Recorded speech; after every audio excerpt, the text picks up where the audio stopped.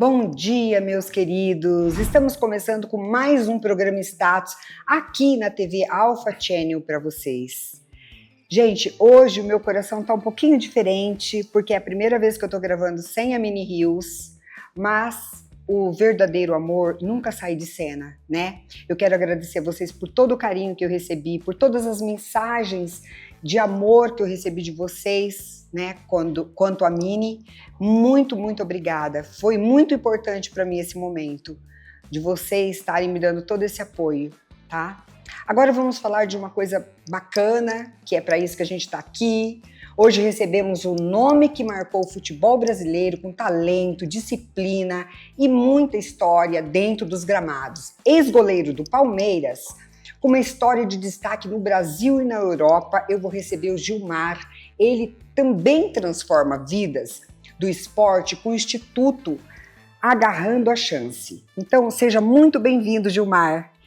Bom, meu bom dia a vocês todos. Primeiramente, muito feliz e bastante honrado em participar de um programa dessa natureza. Sabe que o Status é um programa de grande renome, né? Ainda muito mais obrigada. Vim conhecer a Mary Rios, excelente apresentadora, e falar um pouco de futebol, que foi a pauta inteira praticamente da minha vida, né? Muito obrigado pelo convite. Nossa, o prazer é todo meu. Nossa, pena que meu marido não tá aqui hoje, gente, porque ele é palmeirense, assim, nossa, ele ia ter um prazer enorme em conhecê-lo. Deve estar contente, o Palmeiras só ganha, né? Então, hoje ele está em Campinas, mas ele está sempre aqui, só que certo. Hoje, justamente, ele vai perder. Mas não faltará oportunidade, né? Aí me perdoe quem torce para outros times também, a gente tem um grande respeito, mas fazer o quê? Lógico. Né? Aí tem que chorar na cama, que é lugar quente, né? É verdade, Gilmar, que prazer. Gilmar, qual foi o momento mais intenso da sua carreira? Conta pro pessoal. Então, o jogador de futebol, ele começa meio que de brincadeira, né? Jogando pelada lá nas ruas da sua casa, né? E de repente há uma transformação, há uma exigência, e de repente você está num futebol de alto rendimento e sendo cobrado, né? Jogando contra grandes equipes. E isso é natural que toda vez que você participa de um jogo, principalmente nos clássicos, onde envolve grandes nomes, né? A pressão realmente é maior. Os torcedores ficam inflamados, a própria imprensa dá uma conotação, o jogo realmente fica pesado. Então essa intensidade acontece mais nos jogos chamados clássicos, né? Chamados clássicos. Justamente, onde envolve as grandes equipes. Mais cobrado, né? Muito mais cobrado. E mesmo quando você vai para outro estado, pega o Rio de Janeiro, uma torcida como a do Flamengo, como do Atlético Mineiro, lá em Minas, quer dizer, então o negócio é meio complicado, tem que estar preparado mesmo, porque a pressão vem. Tem que estar, né, preparado. Tem que estar preparado. Gente, que deve ser uma loucura isso. E qual foi o estádio mais difícil de jogar? Eu já joguei em grandes estádios, o Maracanã é dificílimo jogar lá contra um Flamengo, contra um Botafogo. Difícil, né? Em que sentido? Difícil porque, além da pressão do adversário, a torcida, o clima em si, né, existe um clima que envolve... Tenso. Então você, ao entrar no campo, aquela galera... Quer dizer, uma vez eu entrei no Maracanã, tinha 120 mil pessoas. Gente. Você imagina o que é isso, né? Para um garoto, eu era até jovem, eu tinha 22 anos, e pela primeira vez você dá de cara com um público dessa natureza. Mas eu enfrentei uma dificuldade muito grande de pressão mesmo de estádio, ela no Estádio Centenário lá, Estádio Centenário em Montevidéu. Jogar lá contra o time Peñarol de Montevidéu, era um time que batia muito, um time de caras fortes, era cusparada, era soco, quer dizer, realmente enfrentei um clima muito hostil lá, mas graças a Deus nos safamos lá naquele estádio. Realmente, nesse vocês ganharam nesse exatamente? Esse jogo foi 1-1. Foi 1-1, foi empate. Foi apertado o negócio. Gente. Para conseguir 1-1 de lá teve que suar, caramba, não era fácil não. Foi tenso. Muito tenso. E tem algum jogador que te dava um frio na barriga? Eu enfrentei grandes jogadores. Na minha época, eu joguei contra Romário, contra Bebeto, né? Roberto Dinamite. Eram nomes assim de peso, né? Mas existia um corintiano aqui que realmente era complicado jogar com ele, que era o Dr. Sócrates, né? Era um talento acima da média. Era um cara que, de costa, ele conseguia meter um calcanhar lá fora do alcance. Realmente era um jogador de alto nível. e não é à toa, né, que jogou em grandes equipes e representou muito bem o Corinthians, como Fiorentina, seleção brasileira, né? Era um grande jogador. Realmente, esse dava trabalho. Esse te deu frio, te dava frio na barriga. Dava frio na barriga. Não podia ficar muito prestando atenção, não, senão não fazia o trabalho direito. Senão não fazia, né? Justamente. Ficava tenso, muito mais tenso, porque tenso acho que sempre tá, né? É porque você, como é a sua profissão, é igual nós estamos aqui, cada um dentro do seu quadrado, procurando não errar, né? Isso. E eu lá dentro do meu também não podia errar. É. Quer dizer, um erro, ele pode ser fatal, né? Então, toda equipe, toda organização você tem que cumprir sua parte. Fazendo a sua parte direitinho, no final dá tudo certo. Uma cobrança em cima do goleiro, imagina. Tem que ter. Ai, meu Deus. E o goleiro é o mais cobrado, porque tem lá 10 caras, né? O goleiro é o último reduto. Então, tudo que acontece sobe pro goleiro. Então, tem que ser meio bravo também, tem que espanar os caras dali. Tá certo. Tem que transferir.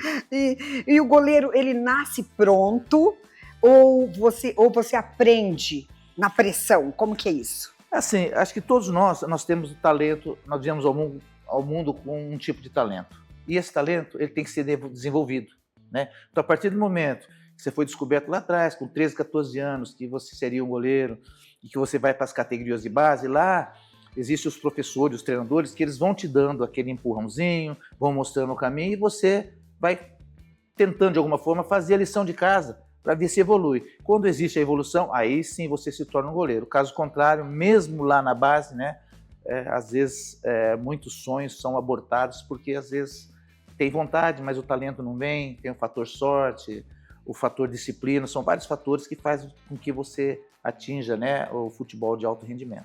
Então, tudo junto, né? É um conjunto, para resumir, uma coisa sem outra não vai para frente, viu, Mary? Né? Se você é muito disciplinado, mas não joga bem, mas não é disciplinado, dorme tarde, leva a vida na farra, quer dizer, é um conjunto de situações que faz você evoluir dentro da profissão. E você era disciplinado? Procurava ser, né?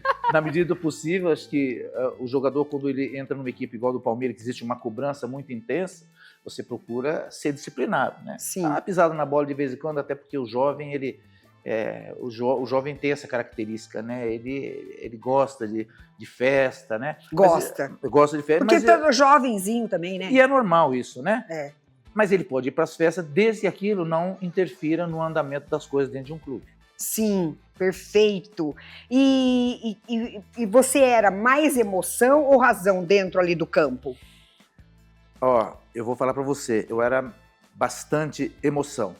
Por quê? Porque tudo que acontece ruim ia sobrar para mim. Então eu tinha que espanar todo mundo, eu ia gritar, eu esbravejava, quer dizer, eu tinha que manter lá o meu reduto, né? Uhum. Eu tinha que ter lá uma certa blindagem, caso contrário a casa ia cair. Uma ordem. Justamente. Então, é muito importante os goleiros, né? Nessa profissão, você tem que falar muito, o tempo todo organizando, falando, mostrando que o adversário está saindo nas costas do outro, quer dizer, de alguma forma existe essa organização e por isso eu tinha essa característica, eu gritava mesmo. Emoção mesmo, emoção raiz. Pura, né?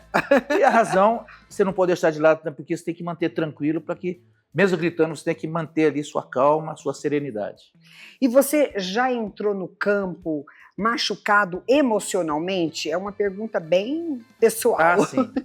Porque você pensa que a jogar futebol, você vai lá mesmo tendo problemas na sua casa, né? Tendo problemas familiares, doença na família, ou você mesmo às vezes não está muito legal e tem que chegar e dentro do campo esquecer tudo e praticar o bom futebol. E entrei muitas vezes assim. Entrou emocionalmente machucado. Deixei de lado os problemas emocionais e fui para cima, até porque é minha profissão e eu tinha que me safar daquela situação, mesmo estando com algum problema, né? Isso é... Eu acho que como todo mundo, né, como todo mundo. Você vê que toda profissão tem os altos e baixos, você tem que dominar aquilo para poder ter uma boa performance. Eu concordo com você, eu concordo. É isso mesmo. É que nem eu falei agora no início, justamente, antes de terminar, eu perdi a última gravação, eu estava com uma pequenininha, outra Luluzinha pequenininha, justamente, de 1,3 kg, e eu perdi ela agora, faz 2 semanas. Então assim... Hoje eu tenho que estar preparada e toda a profissão, como você está explicando, é assim. Você passa pelo apuro, porém você consegue dominar a situação presente, quer dizer, dar ao público, né, demonstrar sua tristeza, porém sem se abalar. Sem se abalar e tocar e ir para frente. E é isso aí. Gente, que delícia, né? Olha, tá passando tempo aqui, então não saia daí, volta. Rapidinho a gente está voltando com vocês, tá? Dá tempo só de tomar uma água e voltar, com mais de nada.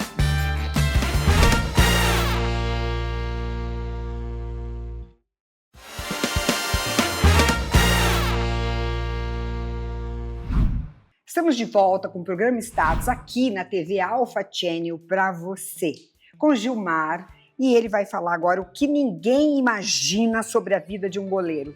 O quê? O que ninguém imagina é que, muito embora pareça algo assim, quem não está dentro da situação, igual você falou aquela hora, nossa, é difícil aquele monte de gente te olhando e tal. Então, o segredo é você ter a tranquilidade. Então, ninguém imagina que você pode ter tudo, menos ficar apavorado. Né? Você tem que manter a calma, a casa está caindo, ele está xingando, as pessoas estão... Né? Mesmo num lance infeliz, às vezes você vai numa jogada, a coisa não dá certo, você não pode se abalar. Isso é uma coisa que ninguém pode saber. Que quando eles percebem que se você não está legal, eles começam a chutar do meio da rua, chutar do meio da rua é chutar de longe, toda hora, né? E o goleiro está apavorado, está nervoso, eles começam a chutar. Então, o segredinho que ninguém pode saber é se o goleiro está apavorado ou não. Ele tem que disfarçar e bem. Ele tem que ser um artista, na verdade. Tem que ser artista, mas é verdade. Eu falo, o goleiro tem que ser artista. Porque se os jogadores percebem que você não está legal, que está meio assim, está desequilibrado, e os caras começam, vamos chutar de longe e hoje o goleiro vai aceitar. Então, um dos segredos é esse. Olha mesmo com problema, só. eu já entrei em campo assim, com 40 graus de febre. Você está de brincadeira. Jogando contra o Botafogo uma vez e decisão da Taça Rio, ainda fui campeão. Só que eu com febre, mas eu não falei pra ninguém que eu estava com febre. Eu ficava no campo, mostrando. Ninguém sabia. Se os caras sabem, era toda hora chutando. Então, eu consegui ainda enganar, fui meio artista porque nesse eles dia. percebem... Aliás, fui muito artista. Lógico, porque eles percebem a sua fraqueza, claro, e aí já começa a chutar de longe, começa que nem a chutar você toda falou. Hora. Começa mesmo de longe chutando, porque vê que o goleiro não está legal. Então, isso são segredos, né? Às vezes os jogadores estão contundidos, ou não estão bem de saúde, mas não deve falar não, tem que ficar ali, aguentar o rojão. Segredo e aquela cara de feliz de artista, que nem você superar, falou. Né? Superar. Claro. Perfeito, bem bacana isso para quem está ouvindo. E existe solidão dentro do futebol, Gilmar? Existe. Em alguns momentos, a solidão ela pode açoitar determinados jogadores. Como que ela acontece? Em alguns lances infelizes. Os jogadores eles fazem tudo para acertar. De vez em quando o cara erra, ele falha um pênalti, né? Ou o goleiro toma um gol. Esse dia nós vimos aí, recentemente, né? Um goleiro até da seleção está cotado lá na Arábia, lá, arremessaram a bola para dentro da área com a mão. Se ele não toca na bola, entra direto, o juiz manda voltar que não vale o gol, mas ele foi tentar, pegou, bateu na mão dele e entrou. Nossa! E aí, era o título, era praticamente o time do Cristiano Ronaldo. Então, o que acontece? Quando isso acontece, você pode ter certeza que o goleiro ele vai ficar na solidão. Nossa! Sua mãe dele acho que vai ser solidária a ele. Sua mãe dele, ou se tiver filho. Porque o resto, eles querem escrachar mesmo, porque é um momento que... Só a família, sua mãe, esposa, vai ficar do lado dele. São que vão te dar o apoio. Caso contrário, é difícil. Então a solidão existe nesses momentos. Vão acabar com você. Crítica, eles mídia. Não querem saber que é um ser humano, eles querem sentar o rei no cara, né? A mídia vem pra cima, principalmente, né? Sim. Meu Deus, que loucura. Então existe bastante solidão. Então você tem que estar muito preparado para esses momentos também, que eles acontecem. Só que ninguém sabe quando ele vai acontecer. Sim. Tem que estar preparado. Tem que estar preparado para isso. Justamente. E qual foi a maior loucura que você já fez pelo futebol? O futebol, ele te obriga a fazer muitas coisas. Eu fiz uma viagem uma vez à América Central. Nós íamos jogar lá na Guatemala. E quando eu cheguei no aeroporto, eu fui barrado. Porque teve uma briga uma vez e o meu nome constava lá e eu não podia sair do país. Então eu fui barrado no aeroporto. Quer dizer, o time viajou e eu fiquei sozinho. Não. Aí eu tive que vir para São Paulo, tomar todas as providências judiciais pertinentes àquele problema que eu tive para poder viajar no dia seguinte, e eu o fiz. Viajei sozinho, eu fui para um lugar chamado Tegucigalpa, lá que era Honduras, andei de ônibus, andei de cavalo no meio da guerrilha, me pararam no meio lá com espingarda. Você vai para onde? Vou falar para você. Cheguei lá em cima da hora do jogo para poder jogar. Eu não acredito. Você conseguiu chegar? Consegui chegar a tempo. Foi uma cidade chamada São Pedro Sula, lá em Honduras, na capital Tegucigalpa, né? Mas nós íamos para Guatemala. Mas tinha uma escala lá e nós tínhamos que fazer um jogo nesse lugar. Mas você chegou na Guatemala? Cheguei na Guatemala depois de vários dias, enfrentei guerra e tudo mais. Então, são coisas que você faz sozinho. Fui sozinho. O clube... Você já tinha ido, Já tinha ido, fui com a cara e a coragem, quer dizer. E você imagina goleiro, como que você não vai? Você ia ter que ir. Tinha que ir de qualquer jeito. O goleiro só tem um, tinha mais um só, que era o Tião, o outro, né?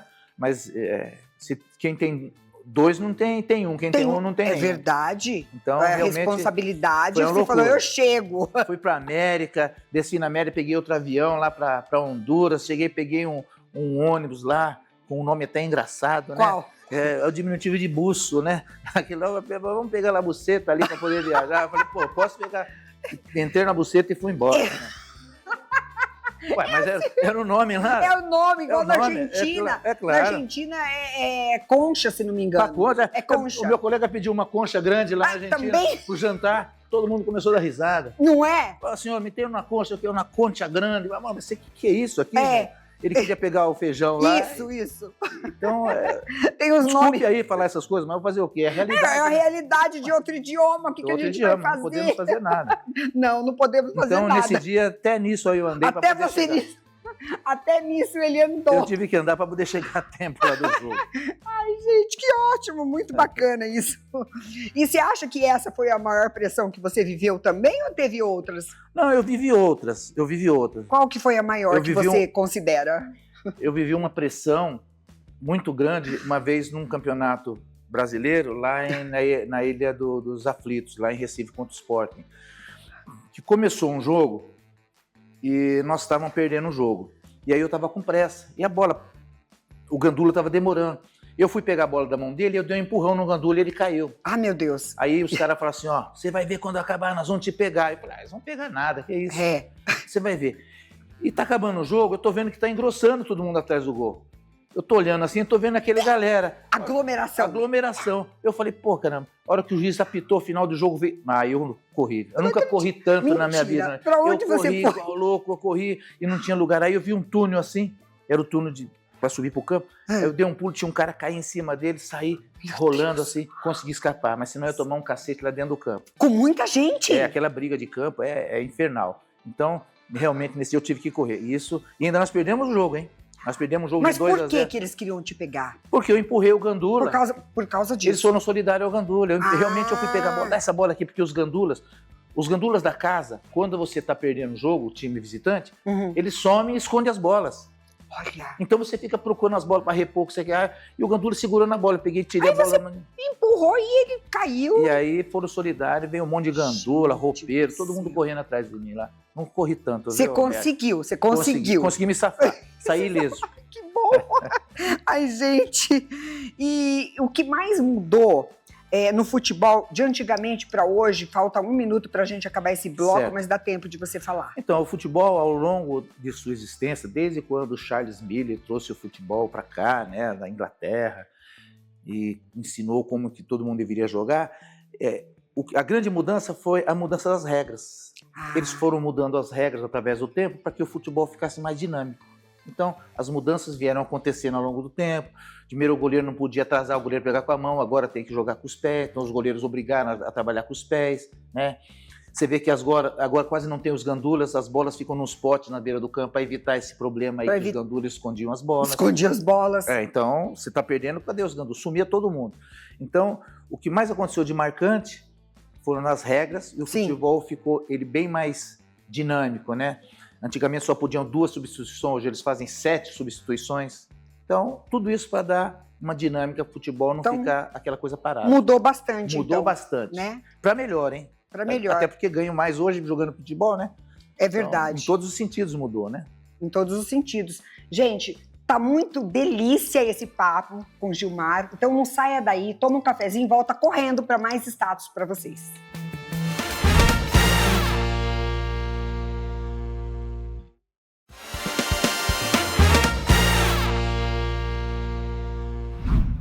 Estamos de volta aqui no programa Status com esse queridíssimo Gilmar da Costa, ex-goleiro do Palmeiras, que tá uma delícia esse papo incrível. E agora eu quero saber, Gilmar, como que nasceu o Instituto Agarrando a Chance? Bom, o Instituto Agarrando a Chance é uma entidade, né, que ela funciona em Osasco, mas propriamente no bairro do Jardim Canaã, né, uma zona periférica de Osasco. E tudo começou lá atrás. Eu passava num campo para levar meu filho na escola e eu via aquele campo parado, e eu via que as crianças queriam jogar futebol. O que eu fiz? A primeira instância.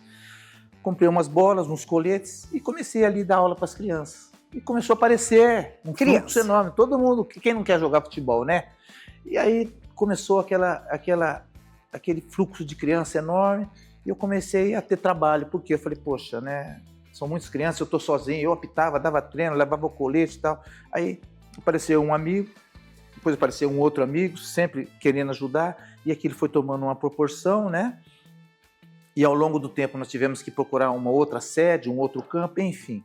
Hoje, praticamente 14 anos após a sua inauguração, o Instituto hoje ele já está diferente. Hoje nós temos a nossa Bárbara lá, minha filha, que faz parte da direção, né? Olha, que bacana. Que é a nossa executiva, né? Tem o Calu Mendonça, que é o nosso sócio capitalista. Nós temos o Juvenal, o professor Zap, enfim. Hoje já temos lá um grupo de pessoas, né, todos voltados. Uma equipe grande. Justamente para que o Instituto consiga, né, fluir e atender as crianças. E hoje nós estamos lá no Jardim Canaã mais propriamente, né, atendendo a praticamente 200 famílias. Nossa! E isso é trabalhoso. Então, matando um leão por dia para poder sustentar lá toda aquela situação. Mas é muito prazeroso e para a gente que trabalha com isso, ver uma criança feliz, né, para nós é como se fosse um prêmio. Assim. E como que vocês conseguem doações? Então, o Como Instituto que é Agarra da Chance, ele funciona como? Ele através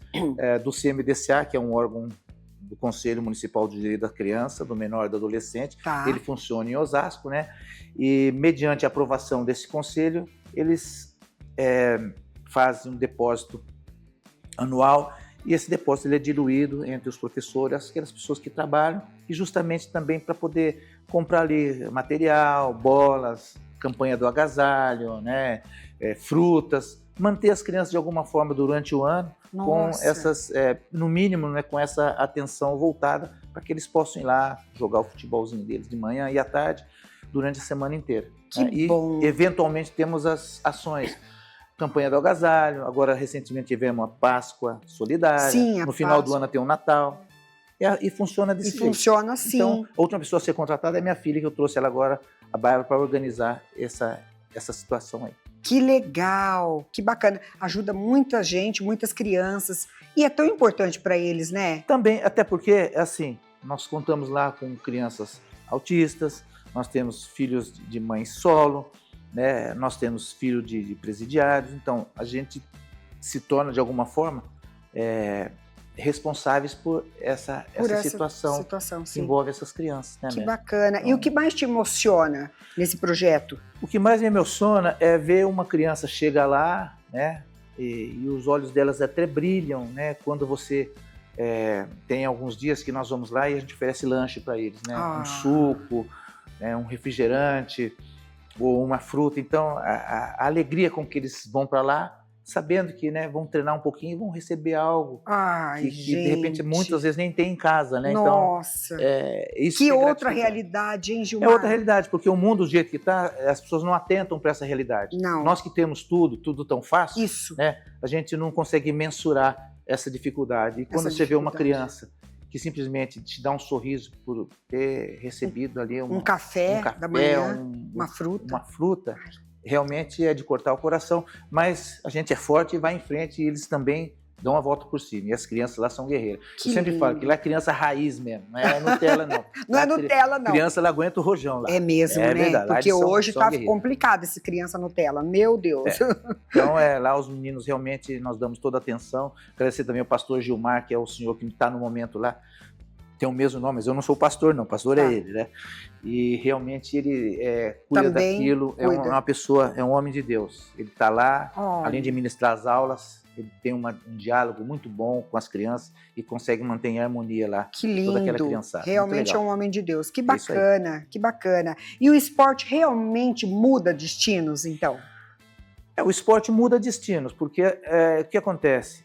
Além de mostrar uma nova profissão, e mesmo aqueles que não veem dessa forma, né, como o futebol ele te dá uma disciplina, ele te mostra uma vida saudável, né, ele sai dos problemas da vida que todos nós enfrentamos na nossa adolescência, né? Sério. Vamos tomar cerveja, vamos beber uísque, o outro vai fumar, cada depois um faz outro vai usar alguma coisa que não é para usar. Justamente. Só que o futebol ele consegue te dar um norte, ó.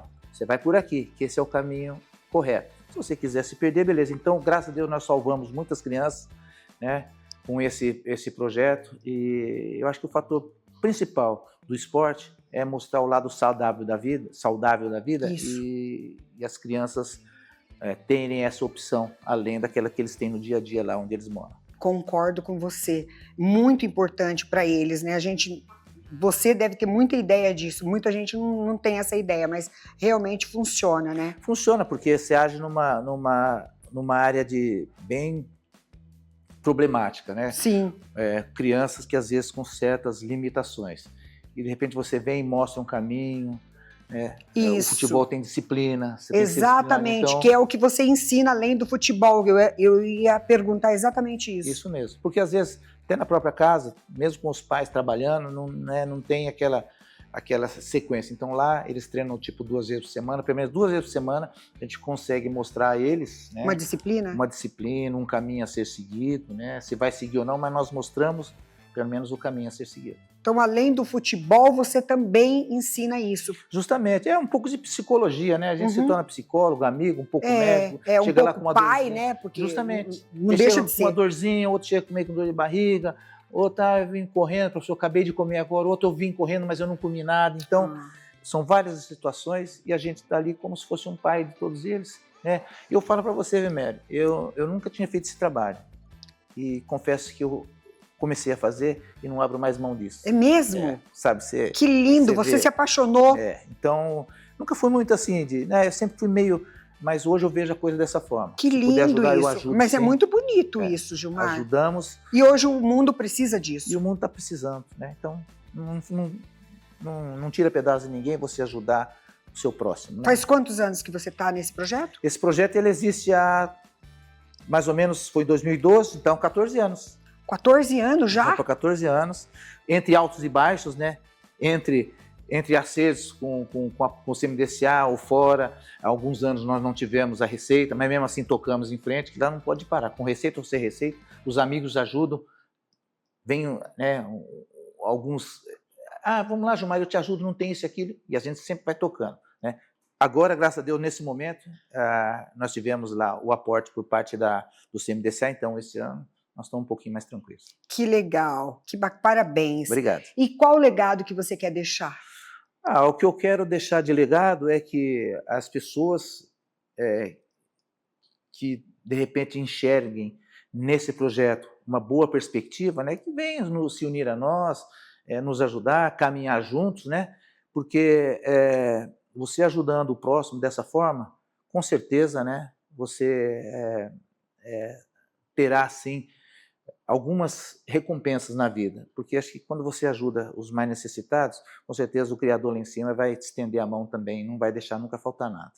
Que lindo, que lindo, eu também vejo dessa forma. E para quem quiser isso, quais as redes sociais, para quem quiser ajudar nesse seu projeto, aonde que consegue achar? Então, esse projeto ele funciona lá no Jardim Canaã, né, na Rua dos Hebreus, ali no centrinho do Canaã, Jardim Piratininga, em Osasco, né?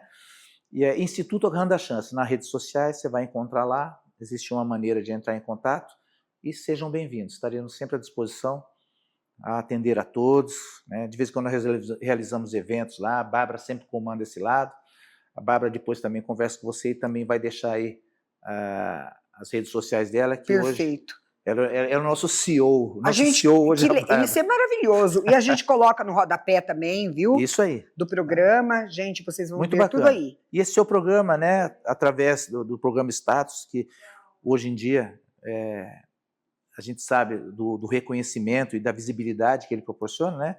Eu passei por aqui também, sou um dos mais novos integrantes aí dessa sua rede, no qual eu peço aí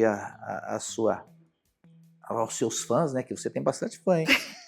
Eu penso que eu não sei, que nós estaremos à disposição lá em Osasco, Jardim Canaã, Instituto Agarrando a Chance. Que lindo, gente. Muito obrigada por seu carinho, Gilmar. Eu tenho certeza que o meu público da TV Alpha Channel, aqui na região, vão amar essa entrevista, vão adorar tudo que você falou, todo o seu conteúdo, tudo que você trouxe de bom para todo mundo assistir. Muito, muito obrigada, viu? Deus abençoe esse projeto, o seu projeto, que continue abençoando, já é Obrigado. abençoado, e abençoe você, sua família. E muito obrigado pelo carinho, por ter aceitado o nosso convite daqui da TV Alpha Channel. Muito obrigado a vocês da TV Alpha Channel, a você, Mary Rios, e ao programa Status por ter me proporcionado essa vir aqui falar um pouco do Instituto e da minha vida, de modo geral. Muito obrigado, valeu mesmo. Que lindo. Ó, beijo para vocês, até sábado que vem, 9h30, tá bom?